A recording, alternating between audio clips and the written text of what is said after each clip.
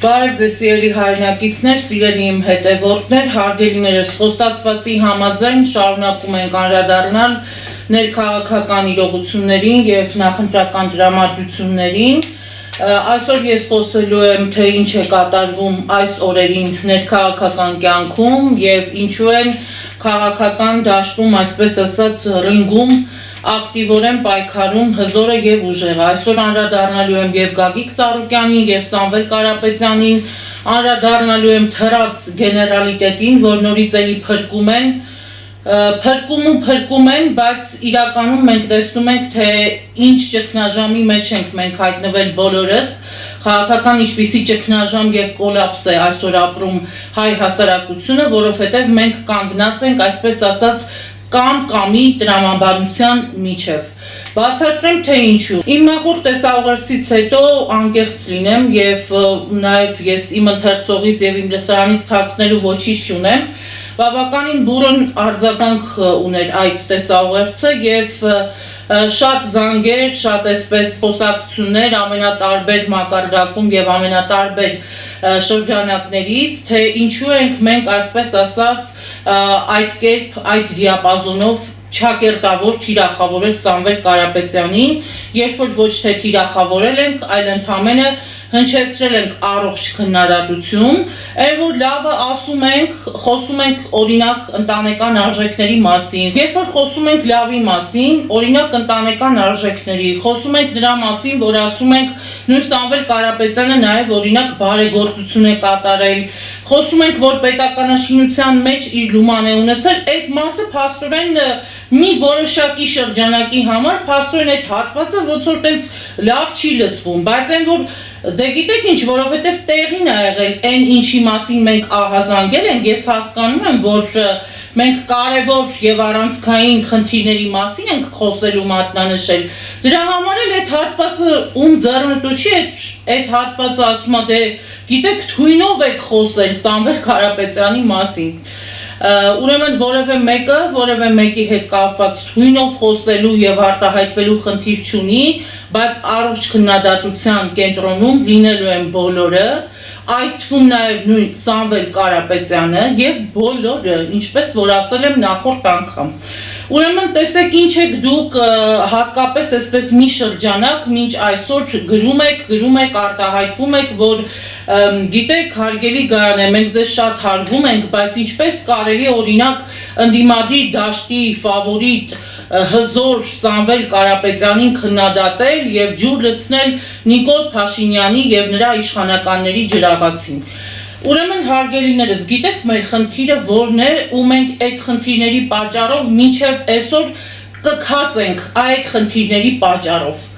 Մենք մեր պատմությունից դասեր չենք քաղել, երևի չենք էլ քաղելու ու շարունակելու ենք այդպես մեր պատմական վախերով ապրել, հոգեբանական ճնշվածության մեջ ապրել ու այդ կամ-կամն է, որ այսպես ժողովրդական լեզվով ասեմ, քանդում է մեր տունը։ Բացատրեմ, թե ինչու, այսինքն ինչու պետք է հայը ընտրություն կատարի ռուսի կամ թուրքի միջև, ինչ են ասում մեր հասարակության մի որոշակի այսպես շրջանակ, ասում են, եթե դուք քննադատում եք Սամվել Կարապետյանին, դա նշանակում է, որ մենք գնում ենք դեպի արևմուտք, մենք գնում ենք դեպի այսպես ասած թուրքի կողմը, այսինքն ժողովուրդ ջան, դուք էլի եք տենց ասք տեսել, որ ընտրությունից ընտրություն, մարդիկ որոշեն, թե այդ ընտրական արշավի կամպանիայի ժամանակ իրենք օրինակ ում են գնալու եւ հանձնվելու, այսպես ասած, չակերտներում։ Այսինքն մենք չպետք է մտածենք հայամետ լինելու մասին, մենք չպետք է մտածենք մեր ազգային, անվտանգային խնդիրների մասին, մենք պետք է մենակ մտածենք կամ-կամի տրամաբանությամբ, կամ գնում ենք դեպի ռուսի կողմը, կամ գնում ենք թուրքի կողմը։ Բա ինչով է զբաղված մեր ընդդիմությունը, ընդհանրապես աշխարհի վրա աշխարհասփյուր մեր հայության միջից լավ, այսքան գիտական պոտենցիալ ենք ունեցել, այսքան գիտնականներ ենք ունեցել, այսքան մենք տվել ենք մտքի գիգանտներ, այն որ աշխարհով մեկ այդ մարդկանց անունները հնչել է, այդ մարդկանց ազդեցիկ անունները հնչել է, ապրեցրել են այդ մարդիկ, հայի անունը, հայի պատիվը բարձր են պահել։ Լավ, այդ մարդկանց սերունդները ինչ եղան, Այդ մարդիկ ինչ եղան, այսինքն ուզում եք ասեք, որ մեր ազգի մեջ չենք կարողանում մենք հայամետ մեկին ունենալ, չենք կարողանում հայամետ մի իրականում ղեկավար առաջնորդ ունենալ, ով կառաջնորդվի բացառապես Հայաստանի Հանրապետության շահերով։ Այսինքն, եթե մենք քննադատում ենք, ասում ենք, որ Ռուսաստանը մեզ այսպես ասած գեղեցիկ ձևով քցեց եւ իրականում քցել է ու հիմա էլ եմ պնդում, որ քցել է Ռուսաստանը հային իր դաշնակցին, իր ռազմավարական գործընկերոջը շատ կրուպնի պլանով քցել է ձեր այսպես ասած սիրելի Ռուսաստանը։ Ինչ վերաբերում է նրան, հարգելիներս, դուք գիտեք, ես բոլորից շատ սիրում եմ, շատ գնահատում եմ, շատ արժևորում եմ ձեր դիտարկումները, բայց եկեք սովորենք այդ կամ-կամի տրամաբանությունից մենք դուրս գանք։ Եթե մենք ասում ենք, որ պետք է լինենք հայամետ, դա չի նշանակում, որ մենք ուրեմն հակառուս ենք։ Դա չի նշանակում, որ մենք հակառուս ենք։ Եթե ասում ենք, որ եկեք լինենք հայամետ, եւ մտածենք, որ ունենանք ու ունենայինք հայամետ ղեկավար, ով կկարողանա ազատ եւ անկախ լինել իր որոշումների մեջ, իր ղեկավարման գործի մեջ, եւ ով է բան ասում են, որ ասում եք պետք է դաշնակիցներ ունենանք, առանց դաշնակիցների մենք ինչ պիտի անենք, աշխարհի հետ պիտի կարողանանք խոսել, աշխարհի հետ պիտի կարողանանք հարաբերվել եւ այլն։ Մենք մշտապես ընտրել ենք, որ արտաքին երկու բևեռների մեջ պիտի կատարենք մեր ընտրությունը եւ միայն առաջնորդվենք կամ-կամի հոգեբանությամբ։ Ես էլ ասում եմ, որ հարգելիներս եւ մեր մեծերն են միշտ ասել, որ ազգային մտածողությունը եւ ազգային շահը կամ չի պահանջում եւ այսինքն եւ հաշվարկ եւ հարաբերություններ եւ ինքնիշխանություն եւ խնդրում եմ, երբ որ մեզանից ամեն մեկը, երբ որ իրական հայը կռիվ է տալիս իր պետականության պահպանման, հայապահպանության, մեր գոյաբանական արդեն խնդիրն ենք մենք փորձում լուծել, դուք մի ասեք, որ ջուր եք լցնում Նիկոլի ջրաղացին։ Ինչ Նիկոլ։ Նիկոլը եթե ես ասել եմ մի քանի անգամ, տասնյակ անգամներ, եթե Նիկոլը իսկապես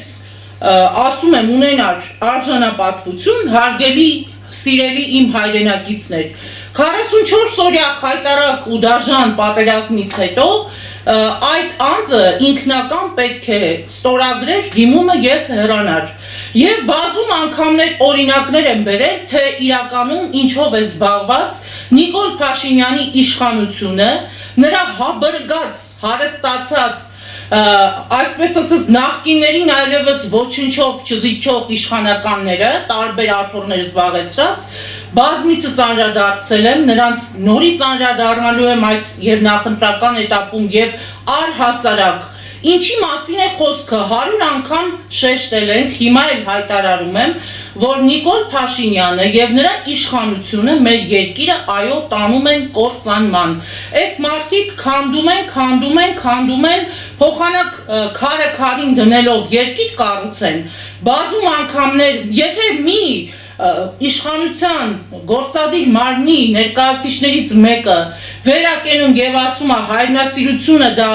վտանգավոր եզրույթ է։ Մի հատ կրթության տենց նախարարուհի ունենք, այն Պետրոսի կնիկը, այն որ ասում է հայրենասիրությունը ասում է դա վտանգավոր եզրույթ է։ Դուք հասկանում եք մենք ուր ենք հասել, այսինքն ոնց կարող է պատահի հարգելիներս, ասենք մենք մեր դիտարկմամբ կամ մեր քննադատությամբ փորձենք որևէ մեկի ջրաղացին ջուր լցնել։ Այո, ես նորից եմ պնդում եւ կրկնում եմ, որ մենք պետք է ունենանք ուժեղ ղեկավար, հզոր ղեկավար եւ ամենակարևորը հայամետ ղեկավար։ Ուզում եմ նաեւ այս համատեքստում մի հարցի էլ պատասխանել, ես չեմ անտեսում որևէ մի հարց, որը որ հնչեցվել է մտածող առողջ քաղաքացու Հայաստանի Հանրապետության քաղաքացու կողմից, շատ եք գրում, շատ եք հարցնում, թե որ կուսակցության հետ կապ ունեմ, որ կուսակցությանն եմ այսպես ասած սատարում եւ այլն։ Միանգամից ասեմ, հարգելի սիրելի իմ հայրենակիցներ, ես սատարում եմ, միշտ ասել եմ, նորից կրկնում եմ, իմ հայ ժողովրդին, սատարում եմ սահմանին կանգնած իմ հայ զինվորին, սատարում եմ իմ եռագույնին, սատարում եմ իմ հայրենիքին, Հայաստանի Հանրապետությանը, իմ դրոշին, մեր գերբին։ Պետականամետ լինելը չի նշանակում այս կամ այն քաղաքական ուժի կամ չգիտեմ խմբակի քաղաքական միավորի, չգիտեմ, ջրաղացին ջուր լցնել։ Ու շատ եք հարցնում նաև, մի վերջին անգամ պատասխանում եմ այս հարցին, եթե սրանից հետո որևէ մեկը այդ թեմայի հետ կապված որևէ ակնարկ քննեցրեց, ուրեմն կհայտարարեմ, որ տվյալ անձը առնվազն դիլետանտ է, ուրեմն տոտալ դիլետանտությամբ է տառապում։ Գարանե Զարգարյանը որևէ կապ չունի եւ որևէ կապ չի կարող ունենալ դոկ կուսակցության Վարդան Ղուկասյանի հետ, Գարանե Զարգարյանը որևէ կապ չունի եւ չի կարող կապ ունենալ դոկ կուսակցությունից առանձնացած ժամանակին հանրային ձայն, չգիտեմ, կուսակցության կամ որևէ այլ քաղաքական միավորի եւ թիմերի հետ որևէ կապ չունեմ եւ կապ երբևէ ունենալ չեմ կարող։ Կան անհատ մարդիկ, կան հայրենասեր շատ տղաներ ունենք, շատ ու շատ մեր հայրենակիցներին շատ-շատերին, այո, ես հարգում եմ որպես հայ մարդ, ովքեր ներդրում ունեն, ավանդ ունեն, իդեմս նույն Սամվել Կարապետյանին, որի հետ կապված իմ անցած տեսաուղերձում այդ մասին խոսել եմ։ Քանի որ խոսեցի ուժեղ Հայաստանի եւ Սամվել Կարապետյանի այդ նաեւ համագումարի մասին խոսել էի անցած անգամ եւ Վարդան Հարությունյանի մասով էլի մի փոքր հայտարարություն ունեմ անելու, քանի որ արձագանքել էին էլի մեր տեսաուղերձին, որ Վարդան Հարությունյանը գտնվել է որպես Կարապետյանների ընտանիքի բարեկամ այդ համագումարին, նա որևէ քաղաքական նկրտումներ եւ ախորժակներ չունի որպես այդպիսին, եւ քանի որ ինձ այդ մասին տեղեկացրել է այնպիսի մի մարդ, ում ես շատ հարգում եմ եւ շատ գնահատում եմ, ուստի ես հաշվի առնելով իմ մեծ հարգանքը այդ անձին, ով ինձ տեղակ է պահել Վարդան Հարությունյանի հետ կապված, այո, փոխանցում եմ իմ լսարանին, թե իրականում ինչու էր Վարդան Հարությունյանը հայտնվել այդ համագումարին։ Ես անշահախնդիր կերպով, այո, ինչպես որ ասել եմ, ներկայացնելու եմ այն, ինչ իրականում կա։ Սա էլ Վարդան Հարությունյանի մասով, եթե չկան քաղաքական նկրտումներ, ինչպես ասում են, Աստված Վարդան Հարությունյանի հետ եւ հարգանքներս իմ լավ բարեկամին։ Ուզում եմ նաեւ այս օրերին դաշտ նետված մի քանիսին անդրադառնալ, ովքեր որ այսպես դատավորի, ճակերտավոր փաստաբանի, պահապան հրեշտակների դերում են ուզում հայտնված լինել, հետաքրքիր է այդ ինչ հովերով, ինչից դրդված եք այդպես նետվել դաշտ եւ սատարում եք, այսպես փաստաբանություն եք անում, հա, վարագույրների ետևում, թե Սամվել Կարապետյանի, թե Գագիկ Ծառուկյանի պարագայում, գիտեք կարելի է գաղափարները կիսել, հիմնավորել, թե ինչու եք այդ գաղափարը կիսում, հիմնավորել, թե ինչու եք այդ գաղափարի ետևից գնում, օրինակ ես միշտ ասել եմ, նույն Սև Հովաս ռազմահայրենասիրական կազմակերպության պարագայում, եթե պետք է ապակիների վրայով քայլել, գնալ, արյունոտվել, պայքարել եւ անել հնարավորը մեր երկրի համար, հանուն մեր հայրենիքի, ես կգնամ, որովհետեւ Ռուստամ Գասպարյան անձը մենք էլ շատ լավ գիտենք, թե այդ ընտանիքը ինչպիսի ներդրում ունի, ինչպիսի վահան է եղել մեր հայրենիքի համար, մեր պաշտպանության համար, մեր անվտանգության համար եւ մեր հայ մնալու համար, բայց սա ապաքաղաքական է իմ ասելիքը։ Ինչ վերաբերվում է քաղաքական այս խառնաշփոթին, այո, խառնաշփոթ է իրականում։ Ես հիմա երկու բառ ուզում եմ ասել նաև այն մարդկանց, ովքեր որ այսպես ատամներով ինչ որ ասում եմ, տենց պաշտպանում են, ոչ թե հիմնավորում են, թե որ գաղափարի հետևից են գնում, այլ ասում են, ինչպես կարելի է Սամվել Կարապետյանի նման հզորին դիպչել, թույնով նրա հետ կապված արտահայտվել եւ այլն։ Եվ տեսնում եմ ովքեր են այդ պաշտպանողները, հաջորդ անգամ, ուրեմն երբ որ դուք ծլվելում եք այդ մի քանիսդ, նախ խորհուրդ կտամ, բան ունեք ասելու, անվանական ասեք ձեր ասելիքը ումա վերաբերվում, այդ մեկ, երկրորդը։ Ուրեմն երբ որ ես նայում եմ ընդհանուր այդ հատվածին, այն որ ասացի արդեն, առողջ դիտարկում անելը մի այլ բան է, հիմնավորելը, մեկ այլ բան է, որ վեր եք կենում, տենց ինչ-որ տենց ապերոյի նման, տենց ապերավատ եք լինում, բա մենք Սամվել Կարապետյանի կողքին ենք, հլը մեկը մի հատ փորձի, մի հատ դուրս եկեք այդ հիմար ու էժանագին կերպարից այդ մեկ, երկրորդը։ Հիմա ձեզ պատասխանեմ, ձեր նմանները, այդ ծլվլացողները, այդ 7 հատ գլխարկ փոխածները, որ 7-8 հատ գլխարկ եք հասցրել փոխել մի տարվա ընթացքում։ Նայում ենք ձեր կենսագրությունը, ձեր անցած ճանապարհը, այնպես չի, որ տենց վեր եք կենում, տենց ասենք չգիտեմ էլի, այն որ ասում է գյուղից մարդ չկա, ինչ-որ հեքիաթներ եք պատմում ձեր մասին, ասում եք չի կարելի քննադատել եւ որևէ թթու խոսք ասել Կարապետյաններին, մենք կանգնած ենք այդ մարդկանց կողքին, դուք ով եք, մենք նայում ենք դուք ով եք, անցնում եք տարատեսակ քրեական գործերով, տարատեսակ քրեական գործերի մատերիալ եք, մի շրջանակ տեսնում ես 18 թվականին այն որ Նիկոլը Գյումրիից հասավ Երևան, մի հատ գելել դեմը դուրս չեկավ Նիկոլի դեմը, այդ օրերին, այդ մարդիկ եկան հրապարակում կանգնեցին, ասեցին Նիկոլ վարչապետ, Նիկոլի ձեռքը բարձրացրեցին, ինչպես հաղթանակած սպորտսմենների, ասեցին Նիկոլ ջան, դու պետքա դառնաս այս երկրի վարչապետը ծափերով, գրկախառնություններով, ջերմագին, չգիտեմ, այսպես օդային համբույրներով Նիկոլին դիմավորում եք եւ բերում եք, որ հասնեք վարչապետի գահին։ Այդ ոնց որ դուք եք եղել։ Հետո ասում եք, դե մեզ կներեք, սխալվել ենք, բան ինչ-որ սենց կռուտիկներ եք անում, հասկացանք այդ ամեն ինչը։ Մի քիչ ձեր այդ դիապազոնը իջացրեք, որովհետև ձեզ մենք շատ հնուց գիտենք բոլորիդ։ Այն որ սենց առաջի քայլերը դրել եք քաղաքական դաշտում, մենք ձեզ տեսել ենք տարբեր իրավիճակներում։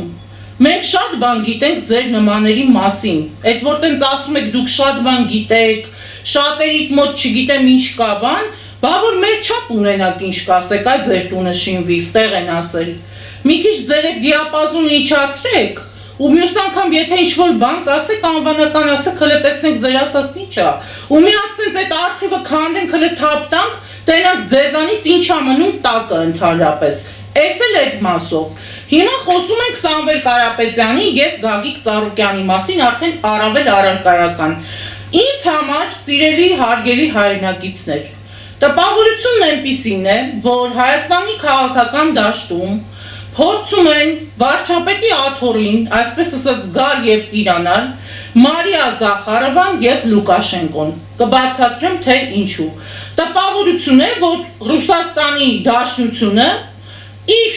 խաղացողներով, իր ասել եմ արդեն սվոյներով, մասնակցում է քաղաքական այս ընտրարշավին։ Այսինքն օրինակ, ինչ է ասում նույն Սամվել Կարապետյանի եղբորորդին մեր Նարեկը։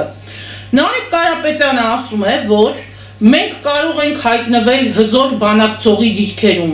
մենք կստեղծենք ուժեղ պետություն, հա, ձեր կարգախոսներից, լոզունգներից, մեր հետ պիտի աշխարհը հաշվի նստի, մենք կարող ենք դառնալ խաղացող եւ այլն։ Նախ մի հատ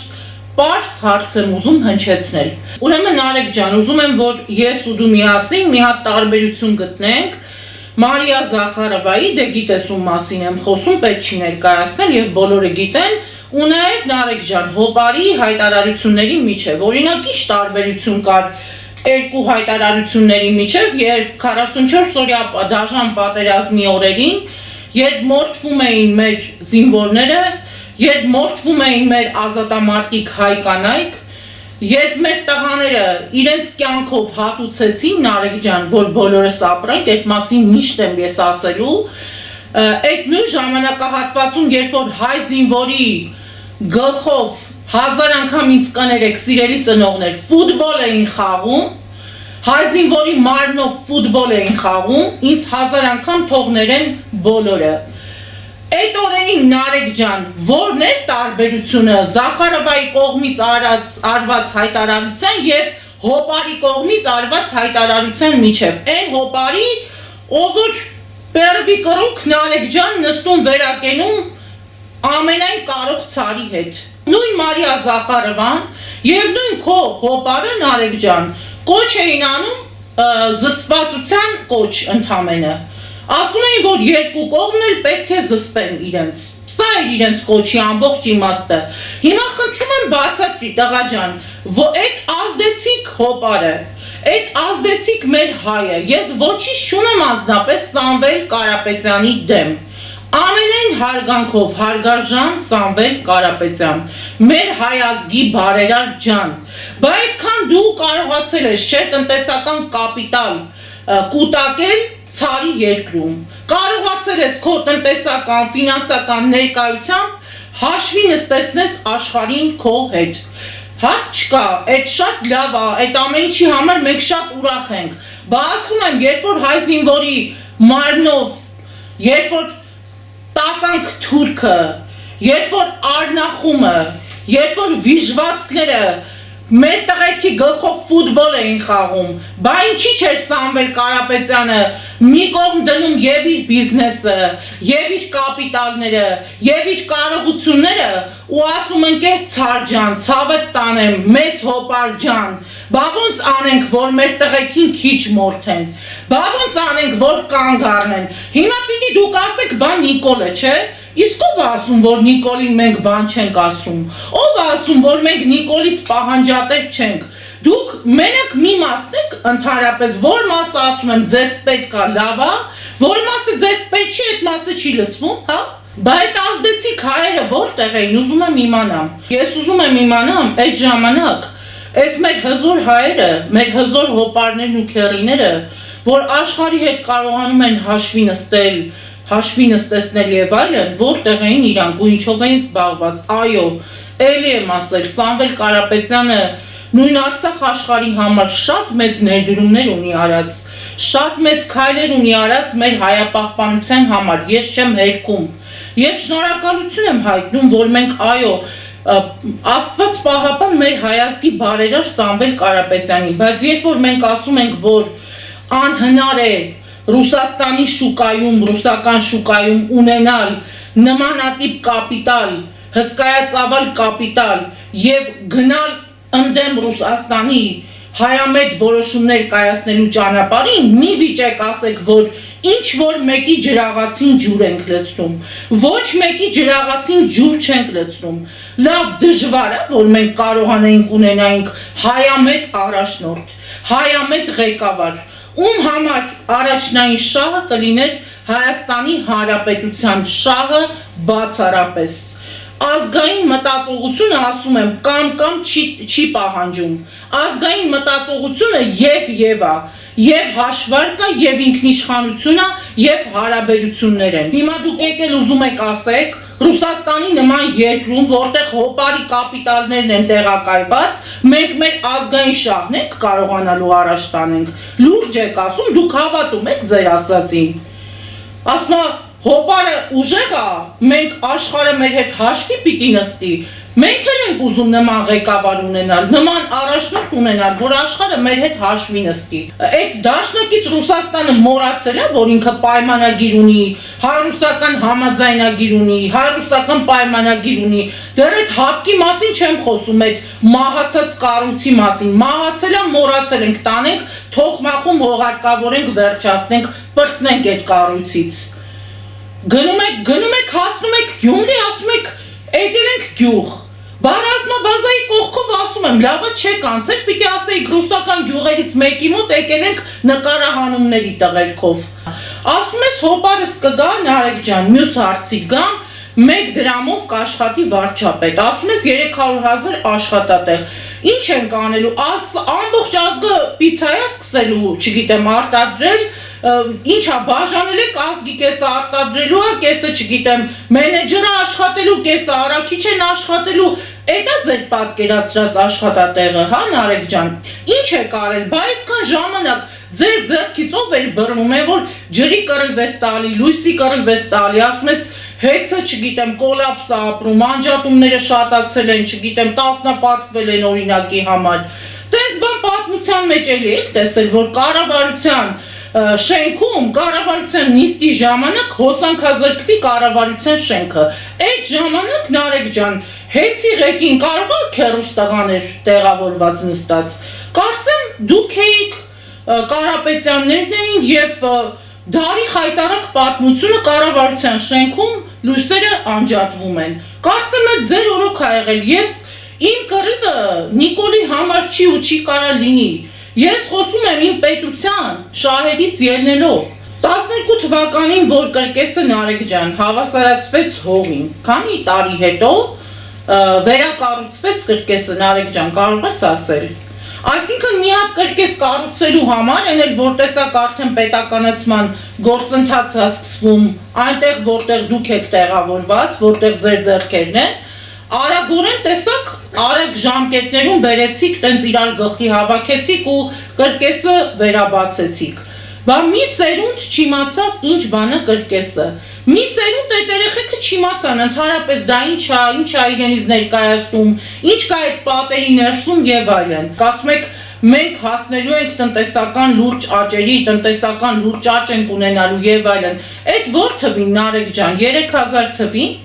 Այդ նույն տրամաբանությամբ Նիկոլն էլ ասում 2050 թվին ասում է լավ առնելու։ Այն ինչ տարբերություն նրա ասացի ու ձեր ասացի միջև, եթե հիմա նաև այդ տեսանկյունից մենք հարցին գանք մոտենանք։ Ես ուզում եմ մի հատ ինձ բացատրեք, օրինակ 300,000 տենց ասում ենք էլի բերանացի, պատկերացնում եք քանի հատ արտադրամաս, քանի գործարան, տենց քանի չգիտեմ բիզնես կենտրոն եք պատկերացնում կառուցել, բացել, աշխատատեղ ստեղծել, որ 300,000 աշխատատեղ մենք ունենանք։ Այսօր եկել եք տենց կծմծված ուզում եք, չգիտեմ, ասում եմ, Ռինգում Զախարովան եւ Լուկաշենկոն են։ Հիմա եկել են ուզում են ասում են հայրենիքը կփրկենք, մեր երկրի ողնաշարը կուղենք, մեր գլուխը կբարձրացնենք, հպարտ կքայլենք, մենք սրանից հետո մեր գլուխը բարձր քայլելու ենք։ Էդ էլ ով է ասում, մեր առյուծ արքան Գագիկ Ծառուկյանը։ Պարոն Ծառուկյան, լավ եք։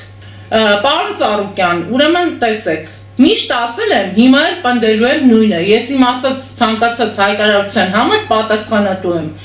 Այո, սպորտի բնագավառում, մշակույթի, ինչու՞ չէ նաև արվեստի բնագավառում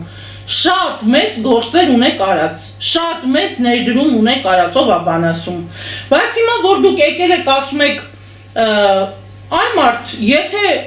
հայ մարդը, գործարար մարդը, չգիտեմ, ստեղծող մարդը կարա 3 միլիարդ, 5 միլիարդ, 8 միլիարդ ստեղծի,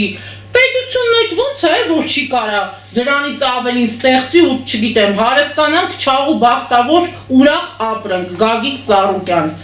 այն որ ասում եք ուրախություն պիտի լինի, մեր մեջքը պիտի պնդենք, ամրապնդենք, ուղիղ քայլենք եւ այլն, շատ լավ բան եք ասում, պարոն Ծառուկյան, բայց մենակ Հիսուսի արձանը կառուցելով, ես այդ գաղափարին ճիշտ եք, սխալ եք, պետք էր, պետք չէր այդ արձանի կառուցումը եւ այլն, որպես հայ առաքելական եկեղեցու հետևորդ, ես ասել եմ մի անգամ, որ այո, որպես հայ մարդ ողջունում եմ, շատ լավ գաղափար է, լավ միտք է, համաձայն եմ, որ տուրիզմի զարգացմամբ, այո, մենք խթանելու ենք մեր տնտեսությունը, որ մենք աշխարհին ներկայանալու ենք նաև տուրիզմով, մեր Ծառուկյանի նման բարի հսկա մարդը բարի գործեր է անում, տակը բիզնես է անում, տենց մի խոսքով աշխարհին ներկայանալու ենք, հարց չկա, ապրեք դուք կեցեք, բրավո։ Բայց մի հատ հարց ունեմ, Հիսուսի արձանը որ կառուցում ենք, դրանով ինչ եք ուզում ասել։ Այդ արձանը որ Ալիևը տեսնում է, ինչ է անելու, ասենք Արցախը նորից հետ է հանձնելու մեզ, Շուշին վերադարձնելու է մեզ, պարոն Ծառուկյան։ Թե ասենք այդ արձանը որ տեսավ, վախենալու է ու մի հատ այնպիսի նպաստավոր պայմաններ են մեր համար ստեղծվելու, որ մինչև գյանջա գնալու ենք մտնենք, հա, դա եք ուզում ասեք, այսինքն այդ արձանը կառուցելով մեր մեջքը ոնց ենք ուղղելու, ես դա եմ էլի ուզում հասկանամ, բա պարոն Ծառուկյան, այդ պատերազմի օրերին են, որ Շանգրիլայում հավաքվեցին ձեր օնքականները, ասեմ ձեզ, շատ մեծ ամբոխ էր հավաքվել, ով է բան ասում, մի հատ ձեր խոսքով մարդիկ վերկացան ոտքի կանգնեցին, ուզում եմ իմանալ այդ նիվաներով, այդ կամուֆլյաժ շոուն որ եղավ, հետո ինչ եղավ, Շանգրիլայից հետո ուր գնացիք ասեղ ժողովուրդ ջան, որտեղ է ձեր վերջին կանգառը, այն որ գնում եք պատերազմ կրվելու, պարոն Ծառուկյան, ձեր կալոնային, ձեր ինչ ասեմ այդ մի հատ մատյան գունդ է ուղղակի, ձեր այդ հաղթանդամներին, ձեր այդ կերած խմած ասում եմ ձեր անվտանգության մենակ այդ աշխատակիցներին, ձեր կողքի տղաներին, մուսկուլավորներին, որ տեսնեին չէ այդ Ալիևի հրոսակները, հաստատ Շուշին մնալու էր մեզ, պարոն Ծառուկյան, մի հատ միջոցառման եք գնում, ձեր այդ կալոնային տեսնող մարդիկ ասենք ահաբեկվում են, որ ասենք ինչա կատարվում, մի հատ պետությանը Հավասար Ծառուկյանից գալիս է, ձեր դեմ ոչինչ չունեմ ասու սիրուն, բայց դուք խոսում եք բաների մասին, ախր այնքան իրարամերժ հայտարարություններ եք անում, բարի մարդ, բարեգործ Գագիկ Ծառուկյան, դուք լավ բան եք ասում, ով է բան ասում, այո, մեր մեջքը պիտի ուղենք, բայց այդ ասում են, որ հավաքվեցիք Շանգրիլայում, նկարվեցիք, նկարները տարածվեցին ամբողջ համացանցով, հետո տենց պատաման, հա, թե տղեկը հետո գնացին մի հատ է Շանգրիլայում, մի հատ է լավ դուբլեցին ու տենց ասում եմ գնացին տներով, բայց ժամանակ դուք որտեղ եք եղել, ես դրանից հետոն էլ դեռ չեմ ուզում ասեմ ինչ եղավ, այն որ ծնողները սառը շիրմաքար էին գրկում, այն որ փոսեր էին փորվում, ձեր ընկականները և ընդհանրապես բազում օլիգարխներ, բոլորիդ հիշելու եմ այդ ցանկին, հերթով այդ ցանկը ամեն անգամ անդրադառնալու եմ ձեզ, բոլորիդ, դուք ինչ էիք անում, ուղղաթիռներով ձեր, չգիտեմ, հարսանիքներն ու կնունքներն էիք կազմակերպում, երբ որ ծնողները գրկում էին այդ սառը շիրմաքարերը, հարսանիքներին, չգիտեմ, շաբաշներ էիք տալիս, անձրև էր տեղում դոլարների, այ մենք էդ էինք տեսնում, դեռ պատերազմը չավարտված դուք ինչեր էիք անում, տորթեր էիք պատվիրում, այն որ մի հատ հոտ համակարգ էր հիշեցնում այդ տորթի կառուցվածքը և ասենք չափերի մեծությունը և ծախսերը նույնպես իմիջայլոց, հիմա դուք պիտի ասեք այդ ամեն ինչի համար մեղավոր էր Նիկոլը, ճիշտ է պարոն Ծառուկյան, բա պարոն Ծառուկյան ջան, առուց արքան մեր երկրի, բա 18 թվականին ով էր գնացել Նիկոլի հետ, փաթաթված լուսանկարվում էիք գրկախառնված Նիկոլի հետ լուսանկարվում էիք և ողջունում էիք Նիկոլի մուտքը դեպի վարչապետի աթոռ, ով էր գնացել և սատարում էր Փաշինյան Նիկոլին, ով էր ծափահարում Փաշինյան Նիկոլին, Գագիկ Ծառուկյան, ձեր թիմակիցները, ձեր ընկականները, այս օրերին էլ էդ որ տենց շատ են անվանարկում և ասում քննադատելով ընդդիմությանը ջուր եք լցնում, չգիտեմ, Նիկոլի ջրաղացին, լսեք, սրանից հետո ձեզ անվանական կանդրադառնանք և կանդրադառնանք ձեր բոլոր գույներով ու կողմերով, գույներ նկատի ունեմ ճակերտներում գույներով և ձեր ամբողջ կենսագրությունը, թե դուք ոնց եք եկել, որտեղից եք եկել, ոնց եք սկսել, եկել այսօր ինչ հեքիաթ եք պատմում, Նիկոլի ջրաղացին ջուր են լցնում, բա դուք ում ջրաղացին եք ջուր լցնում, որ Լուկաշենկոյի ու Մարիա Զախարովայի ջրաղացին եք ջուր լցնում, դուք էլ ինչա, Զախարովայի ու նույն Լուկաշենկոյի վկաներն եք, հա, Հայաստանում, բա դուք ով եք, որ վիրավորում եք մի ամբողջ ազգի, հանուն ձեր քաղաքական նպատակների, ով է ձեզ տվել այդ իրավունքը, ամեն մարդ ազատ է իր կամքի, իր ընտրության, իր որոշման, իր խոսքի և իր որոշման համար, հիմա դուք եկել եք, այսինքն սա շանտաժ է, այս ընդդիմությանը, իբր ընդդիմությանը, սպասարկող այս վկաների խոսույթը, ձեր այդ հայտարարությունները, սա շատ պարզունակ, էժանագին, պրիմիտիվ շանտաժ է, ջուր են լցնում Նիկոլի ջրաղացին, իսկ դուք ջուր եք լցնում Նիկոլին բերողների, Նիկոլին բերածների ջրաղացին, հենց դուք եք ջուր լցրել ի սկզբանե 18 թվականին, ձեր լուսանկարներն էին ողողված ամբողջ համացանցով, որ Նիկոլ էիք գոռում, Նիկոլ վարչապետ, մեկը ես էլի իմ անունից եմ խոսում, 18 թվականին են, որ վախից ամեն մեկը մի ծակուծուկ մտած, վախենում էին Նիկոլ անունը արտաբերել, 18 թվականից ամենատարբեր տաղավարներում ու ամենատարբեր ֆորմատներում քննադատել ենք և ասել ենք, որ ձախողելու են իշխանության եկածները ու մինչև այսօր էլ այդ մասին խոսել ենք, խոսում ենք ու էլի անդրադառնալու եմ առանձնահատուկ նաև Նիկոլի իշխանությանն ու այն բոլոր չարաբաստիկներին, ովքեր այս երկիրը տանում են ձախողման բառից բուն իմաստով։ Հիմա դուք եկել մեզ ինչ հեքիաթ եք պատմում, դուք եկել ում եք ձեռ առնում, ես էդ եմ էլի ուզում հասկանամ։ Գագիկ Ծառուկյան, դուք ասում եք, որ դուք արդար մարդ եք, ձեր քրտինքով, չգիտեմ, բիզնես եք արել, բարի մարդ եք, ստեղծել եք, Ընդհանրապես դուք ինչ կապ ունեք պետական կառավարման գործընթացի հետ, դուք որպես մի բարի անձնավորություն ուզում եք Նոյան տապանը դառնալ եւ այսպես մեր հայ ազգին հավաքել այդ տապանի մեջ ու փրկել հայ ազգի ճակատագիրը։ Պարոն Ծառուկյան, եթե հիշողությունս չի դավաճանում, երբ որ դուք Բարգավաճ Հայաստան կուսակցության առաջնորդն էիք, պարոն Ծառուկյան, կոալիցիոն հիմունքներով կարծեմ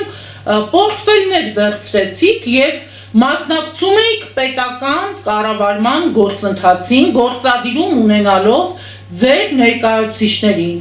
այն ներկայացուցիչներին, այն նախարարներին, Գագիկ Ծառուկյան, որոնց հետ կապված հետագայում, երբ որ նրանք հրաժեշտ տվեցին իրենց աթոռներին, պարոն Ծառուկյան, այդ ժամանակ ձեր իսկ վերցրած պորտֆելի տերերը, այդ նախարարները անցան բազում քրեական գործերով եւ քրեական պատմություններով, սկսած քաղաքաշինության նախարար Վարդան Վարդանյանից, վերջացրած մյուսներով։ Հիմա դուք եկել ինչ եք ասում, պարոն Ծառուկյան, այսինքն դուք ամեն ինչի մեջ եղել եք, նախկինների հետ համագործակցել եք, ձեզ երբ պետք ա եղել ասել են քաղաքականությանը ասում եք հաջողություն, երբ պետք ա եղել վերադարձել եք, որ պահին պետք ա, այսինքն մենք Հայաստանում ունենք այնպիսի գործարարներ, պարոն Ծառուկյան, խոսքս միայն ձեզ չի վերաբերում, բոլորին, ովքեր որ քաղաքականության մեջ էլի ուզում են դիրքավորվել, մենք ունենք այնպիսի գործարարներ եւ այնպիսի իշխանություն, իրար արժեն, որ պահին պետք է գործարարին ասում են հրաժեշտ ես տալի, հայտարարում ես, որ վերջ քաղաքականությանը, ես գնում եմ իմ գործերով, զբաղվելու եմ իմ գործերով, բիզնես գործերով, եմ գնում շարունակեմ իմ գործունեությունը, որ պահին պետք է ասում են եկեք վերադարձեք խաղի մեջ գործ կա, Լուկաշենկոն ինչ ասեմ, երևի զանգել է, երևի, ասել է պիրոտ, հիմա նորից էլի քաղաքական մեծ գործընթացի մեջ պետք է գան գործարար տղերքը։ Լավ, դուք կարող եք կոնկրետանալ, դուք ինչ եք ուզում ի վերջո, ձեր այս քաղաքական, չգիտեմ, հա շոու է այս ամեն ինչը, այս քաղաքական շոուներով այս ազգին ու եք ուզում տանեք ու հասցնեք, այս ազգին, այս երկրին ում եք տանում սկուտերի վրա, այսպես ասած հրամցնեք, անկեղծ եղեք ժողովրդի հետ, ընտրողի հետ, բոլորիս հետ, այդ եմ էլի ուզում հասկանամ, ու երբ որ մենք ասում ենք եւ ընդհանրապես ասում են, որ գործարարը չպետք է զբաղվի քաղաքականությամբ, քաղաքական գործերին չպետք է խառնվի ու միջամտի, այս սրա համար ենք ասում, այս բաների համար ենք ասում, որ գործարարը իր գործարար շահը չպետք է բերի տեղավորի քաղաքական պրոցեսների ու քաղաքական գործընթացների մեջ, հիմա որ վաղը մի քանի օր հետո ձեզ ասեն, չէ, նորից դուրս եկեք, հայտարարեք, որ դուրս եք գալիս եւ գնացեք։ Դուք էլ եք, չէ, հասկացել եք, որ եթե պետք լինի վերջի շապիկ անգամ կգան, կտանեն ու կվերցնեն, պարոն Ծառուկյան, գիտեք, չէ, որ իրականում այդպես է, կասկած չունեք, որ այդպես է։ Հիմա գան ձեր մյուս հայտարարությանը, հարգելի պարոն Ծառուկյան, դուք ասում եք, որ եթե անհատը կարող է, բացի են, որ մեր մեջքը պիտի ուղենք, ասեցիք Հիսուսի արձանով եւ այլն, մի հատ համել, բայց կպատասխանեք այդ կամուֆլյաժ շոուն, այդ նիվաները, ինչ եղան, ուր գնացին, այդ օր ինչ կատարվեց, մանրամասները խնդրում եմ ներկայացրեք։ Հետո ասում եք, եթե անհատը կարող է ստեղծի 3 միլիարդ, 5 միլիարդ, 10 միլիարդ, այլ պետություն ինչ է, որ ասում է միլիարդներ չունենա, հզորանանք, տնտեսությունը զարգանա, ոտքի կանգնենք,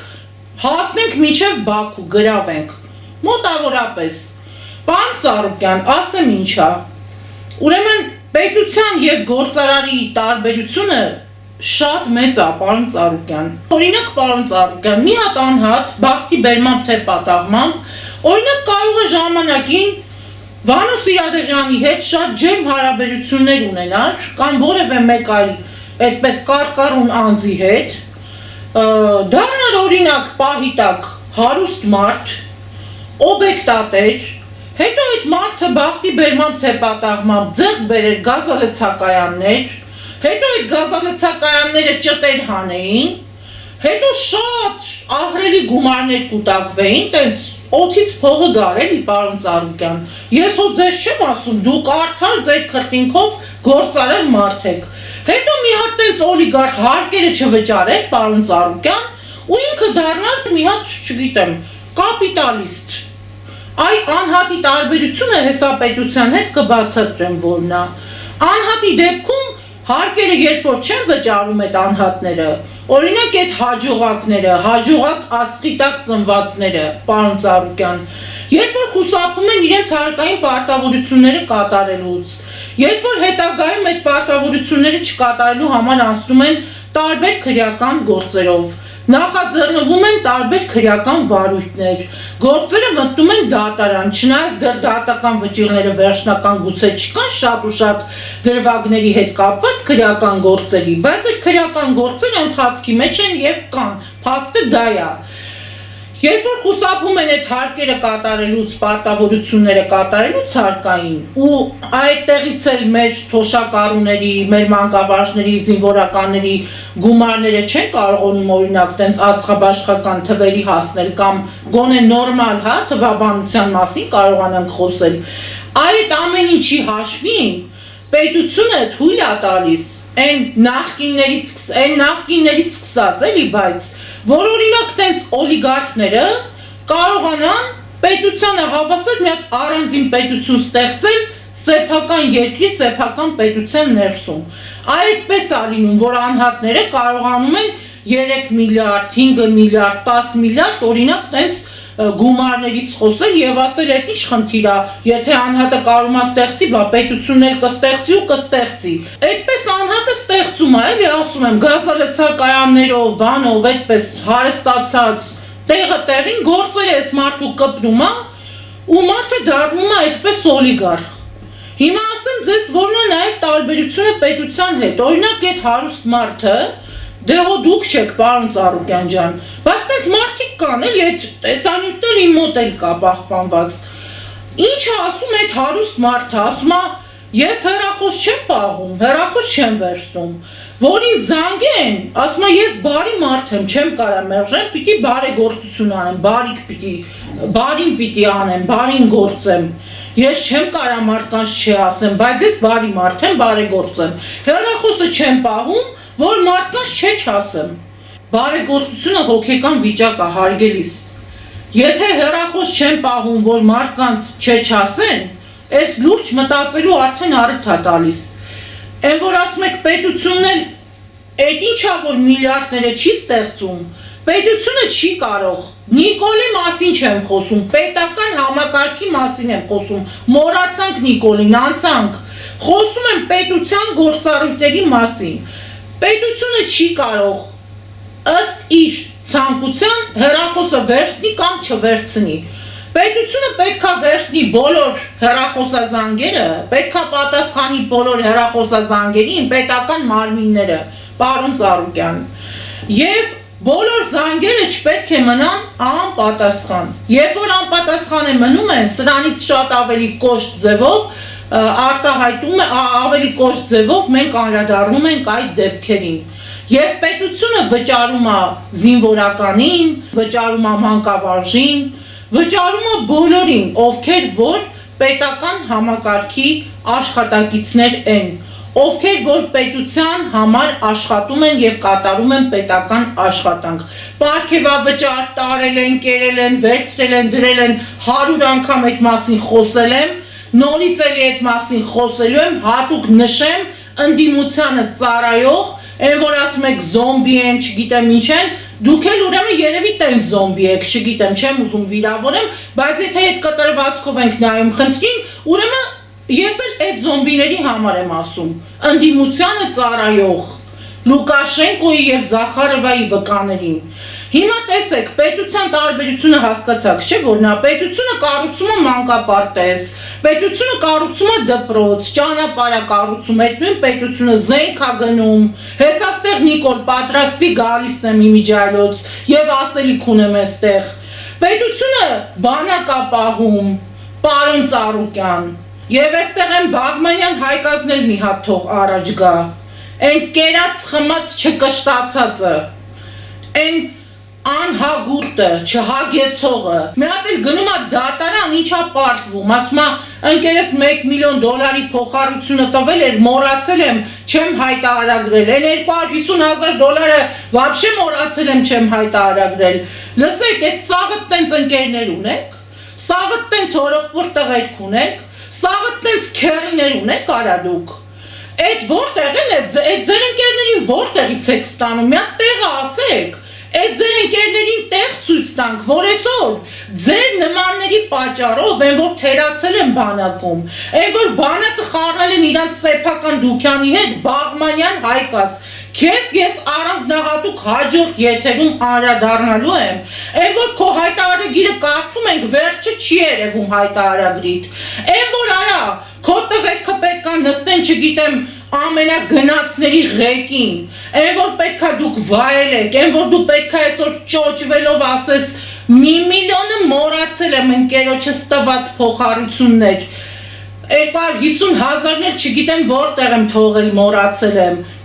այդ ինչ միլիոններ ա, այդ ինչ ընկերներ են, մի հատ կարող եք ընկերների տեղը ասես, բան ունեմ ասելու այդ ընկերներիդ, այդ ընկերոջդ ուրեմն կասես, որ Գարանե Զարգարյանն ասում ա, հայ կին, հայ մայր, նաև լրագրող, որ այսօր բազում վիրավոր զինվորներ, Հայկաս Բաղմանյան, ձեռք ու ոտք կորցրած, այդ տղերքը իրանց դեղերը չեն կարողանում գնել, հարյուրավոր անգամներ այդ տղերքը չեն կարողանում անհրաժեշտ բուժօգնությունը ստանալ, որ մենք ենք զանգում մարդկանց ու այստեղ էլի առիթից օգտվելով շնորհակալություն եմ հայտնում Հարություն Քուշկյանին, մեծատարով հայ մարդուն, որ որևէ մի զանգ, որևէ մի ահազանգ չի մնացել անպատասխան, պարոն Չարչյանին, Արմեն Չարչյանին, հարգանքներս ձեզ, դուք իսկապես սպիտակ բանակի իրոք դուք առաջամարտիկ եք, որ այդ մարդիկ դեռ չլսած խնդիրը լսում են զինվոր բառը, լսում են խնդիրը և արագորեն արձագանք են տալիս, ուզում եմ իմանամ էլի այ Բաղմանյան Հայկաս, այ կերած չկշտացած գեներալ, տո քեզանից ինչ գեներալ արա, գնացել աթոռների վրա նստել եք, տենց ընկերներ եք կարողացել ձեռք բերել, որ $1,000,000-ով ձեզ տենց պարկ են տվել, մի հատ այդ ընկերոջդ հասցեն ու տեղը ասա, որ այդ տղերքի անունը ուղարկեմ, այդ տղերքի հասցեները ուղարկեմ, որ գնան այդ երեխեքի համար $1,000,000 պարկ տվող ընկերը, մի հատ խնդիր չի կարծում եմ, ամեն տղուն, ամեն մեկին 100,000 դրամ գումար, հասցեները կտանք, դուք ձեր ձեռով կտանեք կտակ այդ երեխեքին, կգնաք կօգնեք այդ երեխեքին, որ այդ տղերքը գոնե կարողանան ինտեգրվել, ապրել, կարողանան ոտքի կանգնել, շատ մարդիկ են օգնել մեր տղերքին, պետությունն էլ օգնել է, բան չունեմ ասելու, շատ բան արվել է, ես ուզում եմ նաև այո Արմեն Մուրադյանին էլ շնորհակալություն հայտնել, զինվորի վերականգնողական նաև կենտրոնին մեր շատ մարդիկ են շատ բան արել մեր տղերքի համար, նաև մեր վիրավոր տղաների համար, բայց շատ-շատերը այսօր գոյության կռիվ են տալիս, շատ-շատերը իրենց երազանքները թողել են Արցախի հողում, շատ ու շատ տղերք այսօր ամաչում են իրենց մայրերի դեմքին նայեն անգամ, դուք հասկանում եք ինչ ցավ է, տղամարդը, որ կորցրել է ձեռք կամ ոտք, ամաչում է մոր դեմքին նայի, ամաչում է իրա քրոջ, իրա կնոջ դեմքին նայի, որովհետև մեկին քուրն է օգնում, մեկին մայրն է օգնում, որ այդ տղերքը կարողանան կամ քայլել, կամ հաց ուտել, մեկը ձեռք չունի, մեկը ոտք չունի, իրանց մարմնի կեսը թողել են Արցախի հողում, ամաչում են իրանց ծնողներին, որ ամբողջ կյանքում, մի ամբողջ կյանք այդ մարդիկ նեղվում են, տղամարդ հալով շատ են եղել դեպքեր, որ հուզվում են, կամերան անջատում ես մարդը լացում է արտասուքով, որ ինչ վիճակում է, որ ինչ երազանքներ ուներ, ինչ նպատակներ ուներ, որ ուզում էր իրա ձեռքով իրա տունը կառուցեր, իրա տունը սարքեր, ընտանիք կազմեր, խոնարհումս են բոլոր աղջիկներին, այն մեր բոլոր հայ աղջիկներին, օջախից ընտանիքից դուրս եկած, որ շատ ու շատ մեր տղաների հետ, վիրավոր տղաների հետ ընտանիք են կազմել,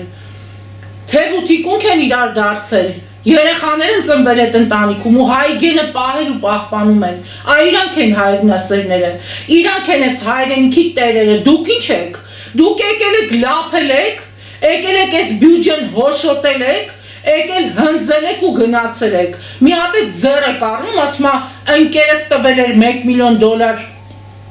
պարտքով գումար էր տվել, մոռացել էի, որ հայտարարագրեմ, ձեզ միտեղ մորանեիք, ձեզանից պրծնեինք, էդ ավելի ճիշտ կլիներ, Հավատացեք, դա ավելի արդարացի լուծում կլիներ։ Ոնց անենք, միտեղ ձեզ մոռանայիք ձեր նմաններից այս ազգը պրծներ։ Ձեր նմանների պատճառով է, որ այսօր մենք ծնկել ենք, այն որ ասում եք մեր մեջքը պետքա ուղենք։ Ձեր նմանների պատճառով ենք մենք ծնկել։ Այդ որտեղ ընկերներ ունեք, 1 միլիոնով ձեզ պարտքեր են տալի, $1 միլիոն։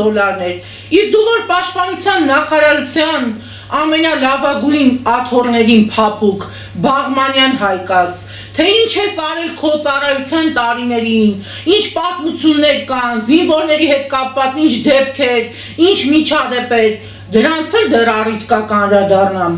Առանձնահատուկ եմ քեզ անդրադառնալու ես։ Ես ուզում եմ հասկանամ, դուք դեռ խոսալու տեղ ունեք ձեր նմանները, բա այն թարած է, որ ասում է, այն ԴՀԿ-ի երևույթը նախկին, Միհրան Պողոսյան, այն որ բանանի մեջ կոկայինը դրած զանգում է, ասում է, պատկերացնում եք ինչ կադր ունենք, էլի մենք ասենք Ռուսաստանի ռազմետքեն, ինձ թվում է հոգի ա տալիս սենց կադրերի համար, նախանձում են դաժե սրան, ասենք թրած, քրեական գործերը վզին շալակած Միհրան Պողոսյանը, գեներալ, սաղ գեներալ են ես երկրում, բայց մենք կզած ենք աշխարհի առաջ, սա է մեր դժբախտությունը, այս թրածը ասում է, ժողովուրդ ոտքի, հայեր ջան, գնում ենք մեր երկիրը փրկենք, մենք պետքա մեր, արա կլիչը փրկեք, մեռանք էլի, ամբողջ օրը փրկում եք արա դուք ես երկիրը, ասենք ոնց անենք, որ ձեզանից այս ազգը պրծում չունի, փրկեցիք, թողեցիք էլի, հերիք այլի, թողեք մի քիչ ուրիշները գան փրկեն, թրածը բանանի մեջ դրած նարկոտիկի տեղը զանգում ածեին ասում է գնացեք նարկոտիկը բանանի չգիտեմ արկղերից հանեք, տեսեք ինչ կադր ունենք է մենք, նախանձելի կադր, ասում եմ Ռուսաստանի ռազմետքեն նախանձում է, որ տենց կադր կա թրած իրա երկրում հիմա կայֆերի մեջ է, ու երկիր են փրկում, բունկերներում փախած, բունկերներից վեր ենք ենում են կկուների նման ասում են գալիս ենք մեր երկիրը փրկելու, ձեր փրկածից գոհ է այս ազգը տեսել է դուք ով եք, մենք գիտենք բոլորս դուք ով եք, գնա զբաղվի տենց բացահայտումներով,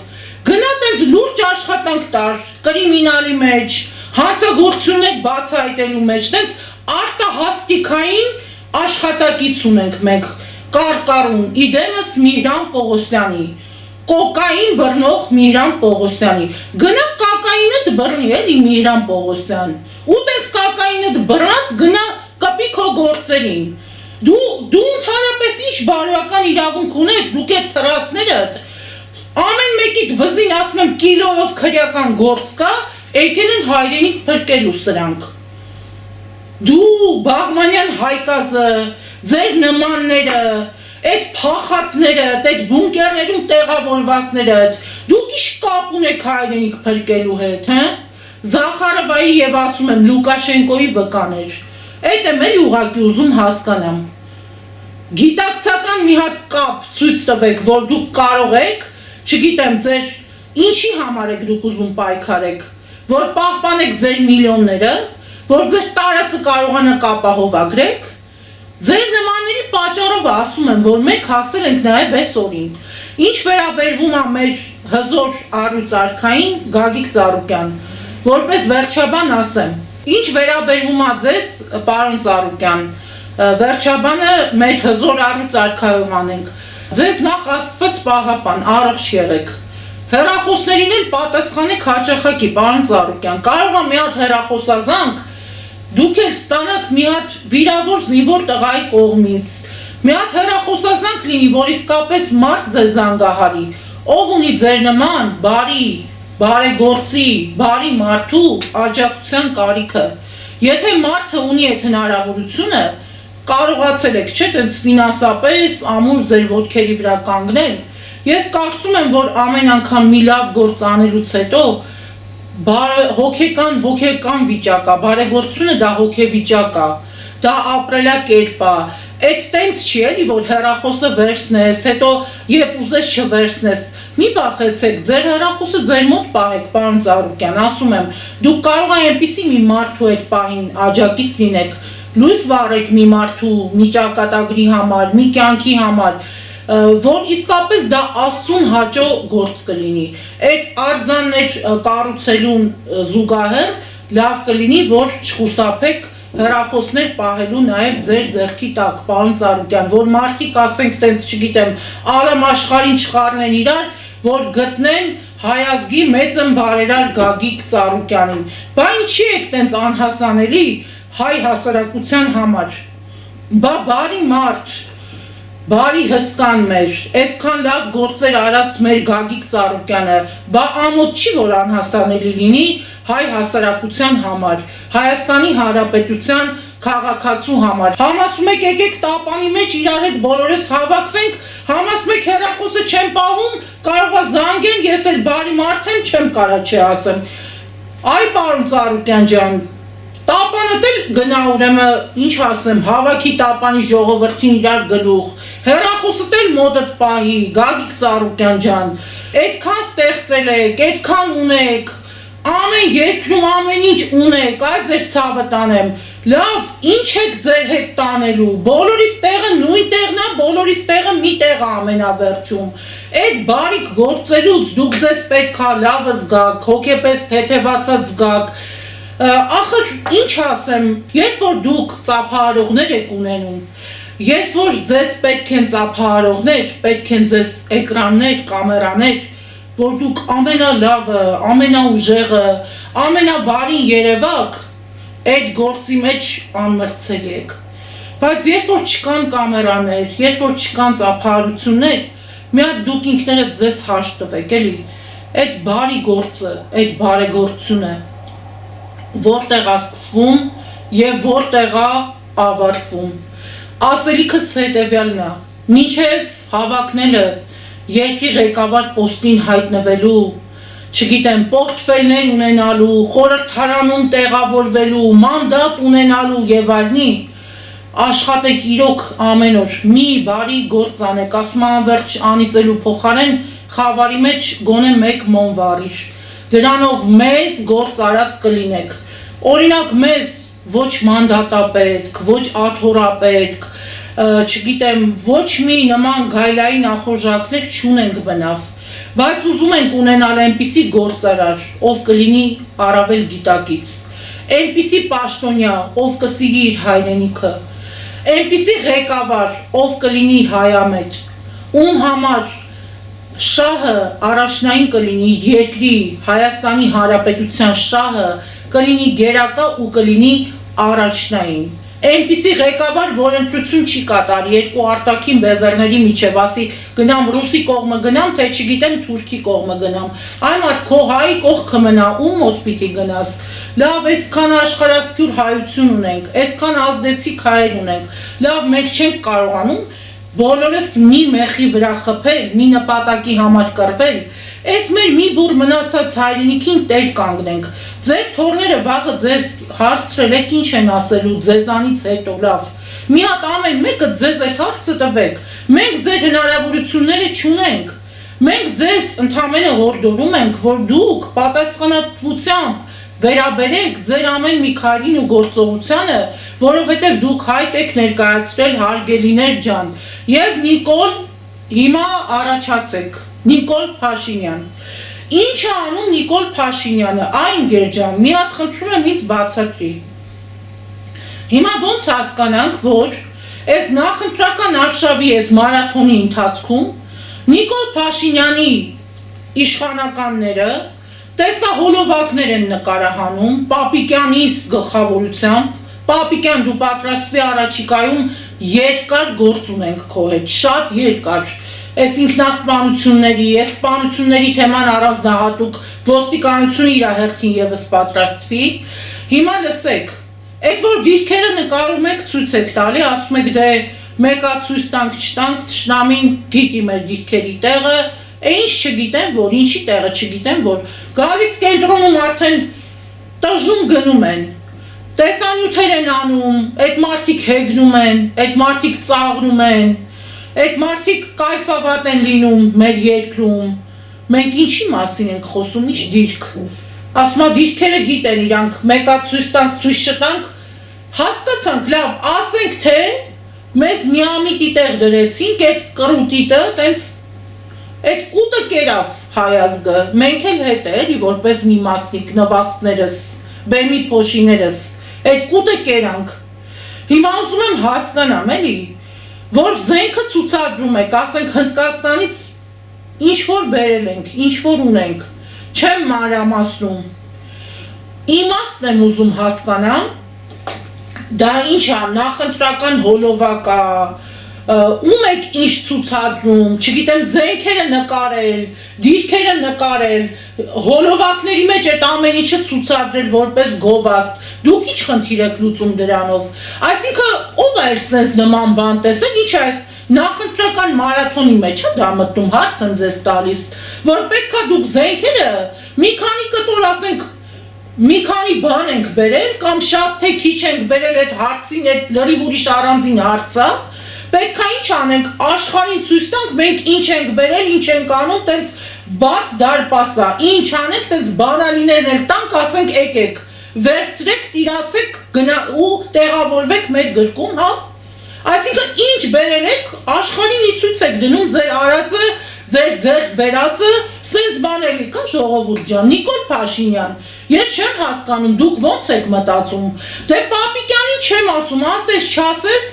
Պապիկյանն ինչ կապ ունի պաշտպանության նախարարության հետ, մեր ընկեր դասատուն, որ ես Պապիկյանին բան ասեմ, ձեզ եմ ասում, Փաշինյան Նիկոլ, ուզում եմ հասկանամ, սա ինչ ցուցադրական ակցիա է,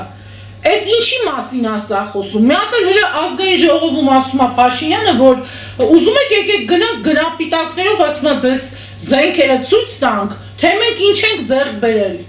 Պետք չի ցույց տալ Նիկոլ Փաշինյան, ոչ գնապիտակն է պետք ցույց տալ, ոչ այդ զինտեխնիկան է պետք ցույց տալ, Աստծո սիրուն։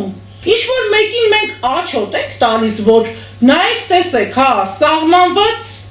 սանդղակի մեջ ենք մենք տեղավորվել, Ինչը որ վերաբերվում է մեր երկրի անվտանգության խնդիրներին, սպառազինության խնդիրներին, այս ոնց հասկանանք էլի Նիկոլ Փաշինյան, ինչա տենց բան կա ասելու իրանց, հա? Իրանց բան կա ապացուցելու, ուզում եմ մի հատ հարց եմ տալի, ձեզ կուզենայի հասկանամ։ Կարող է կիրթ ախպերներին պետք է ինչ-որ բան ապացուցենք, թե մենք ինչքան ենք զենք բերել, ինչքան զենք ենք գնել, ինչ տեսակի զինտեխնիկայով ենք, չգիտեմ, զինվել, մեր սպառազինությունը սենց բացենք սկուտերի վրա, բաց աշխարհին ցույց տանք, թե մենք ինչպես ենք զինվել, հա? Ուրեմն դադարեցրեք այդ ամեն ինչը, հավաքվեք, լրջացեք, սա պետություն է, ձեր արկածախնդրությունը դրեք մի կողմ, պատասխանատվությամբ վերաբերեք հատկապես երկրի անվտանգային խնդիրներին, սպառազինության մասին քիչ խոսեք, մի քիչ գնապիտակներ առաջարկեք ցուցադրելու, ոչ մեկին հաշվետու մի եղեք, գոնե այս փուլի համար, գոնե այս ծանր պայմաններում մի հատ հավաքվեք, դուք ինչ եք անում, պատասխանատվությամբ վերաբերվեք ամեն մեկը ձեր հայտարարությանը եւ ձեր արած գործողություններին, Նիկոլ Փաշինյան, եւ ավարտեք այդ շոուն, Փաշինյան Նիկոլ, դա վերաբերվում է նաեւ ձեռքի հետ Պապիկյան Սուրենին, լսի տղա ջան, ավարտեք այդ ամեն ինչը,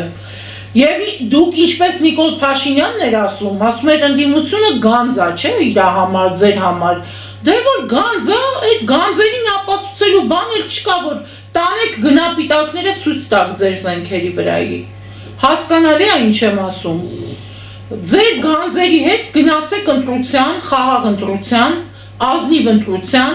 մի խաբեք ընտրողին, մի խաբեք Հայաստանի Հանրապետության քաղաքացուն, եւ են որ ասում ենք թե բաում ընտրենք, բաում հետևից գնանք, ժողովուրդ ջան, ես էլ ձեր նման կուզենայի իմանալ, այո, ում հետևից գնանք, ես էլ չգիտեմ ում հետևից գնանք, որովհետեւ ասում եմ,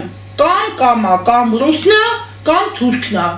ես մեղադրում եմ այդ հարցում այն ընդդիմությանը, այն որ հարմարվողական դիրքերում, հարմարվող դիրքերում, որպես կոնֆորմիստ, շատ գեղեցիկ ձևով, պասերով խաղում էր իշխանության հետ, եթե մեկը կասկած ունի, կհիմնավորեմ հաջորդ անգամ Ռոբերտ Քոչարյանի անվան հետ կապվող ընկերությունների գործարքները իշխանության հետ, այդ մասին առանձին կխոսեմ, այ պետքա կոնֆորմիստի դերում չհայտնվեիք ու մտածեիք ձեր միջից այնպիսի մի հայամետ առաջնորդ ունենայիք այսօրվա հետ կապված, որ մենք այսօրի չհասնեինք, ասածս դա է, իսկ այդ թռած գեներալները աշխատեք գոնե զերծ մնաք երկիրը փրկելու, հայրենիքի ճակատագրով մտահոգ երևալու և հայրենասեր խաղալու համար, դուրս եկեք այդ, ասում եմ ձեր, դուրս եկեք այդ կերպարներից, այդ հայրենասիրական ձեր կեղծ կամուֆլյաժները հանեք ձեր վրայից, ուղղակի ծիծաղելի է, երբ որ եղել է պատասխանատու ժամն ու պահը, որ պիտի փրկեիք հայրենիքը, որ պիտի փրկեիք ձեր հողը, ձեր երկիրը, բա ինչի չէիք պատերազմի օրերին, այդ նույն գեներալները բոլորին հրավիրում դեպի Արցախ, դեպի Հայաստան, ասեիք, որ հայրենիքն է կանչում, շատ շատերն են, այո, աշխարհասփյուր հայությունը էլի կանգնել են մարդիկ մեր երկրի, մեր զինվորների, մեր բանակի կողքին և խոնարհումս բոլոր այդ մարդկանց, բոլորին, ովքեր որ օգնել են, աջակցել են, ամեն մեկը ով ինչպես կարողացել է, ինչքանով որ կարողացել է, իսկ դուք այդ կակային հայտնաբերածներդ, իսկ դուք այդ գեներալներդ, այդ կերած, խմած, հարստացած, չգիտեմ, այդ մեկը թմրանյութ եք հայտնաբերում, այն մեկը ընկերոջից ասում է մի միլիոն պարտքով էր տալիս դոլար, դուք այդքան գրավներ, որ հիմա եք մուծում այդ միլիոնավոր դոլարների, ես էլի եմ ասում, այդ գրավները, որ կարողանում եք այսօր մուծել, այդ ամեն ինչը պետքա մնար մեր երկրի բյուջեում, որ ստիպված մեր տղաները զրահաբաճկոն չունենալու պատճառով չընկնեին մարտի դաշտում։ Դուք ընդհանրապես խոսելու տեղ չունեք, դուք իրավունք չունեք հայրենասիրությունից խոսելու և իրավունք չունեք մեր երկրի ղեկավարման գործում այլևս դերակատարում ունենալու, ամեն մեկիդ հատ անդրադառնալու եմ հաջորդիվ, Հայկազ Բաղմանյան պատրաստվի քո բոլոր պատմություններով հանդերձ, հաջորդ հերոսը դու ես լինելու առանձնահատուկ և բոլոր են թռած գեներալները, նաև Միհրան Պողոսյանը, պատրաստվեք մի հատ ձեր կենսագրությունը նորից կհիշացնենք, որ վերընկնեք տեղներդ ամեն մեկդ, հայրենիք փրկողներ, չենք ուզում էլ որ գաք փրկեք, գոհ ենք ձեր փրկածից, բայց այսքանով սահմանափակվենք, կհանդիպենք հաջորդ անգամ, մնացեք խաղաղությամբ։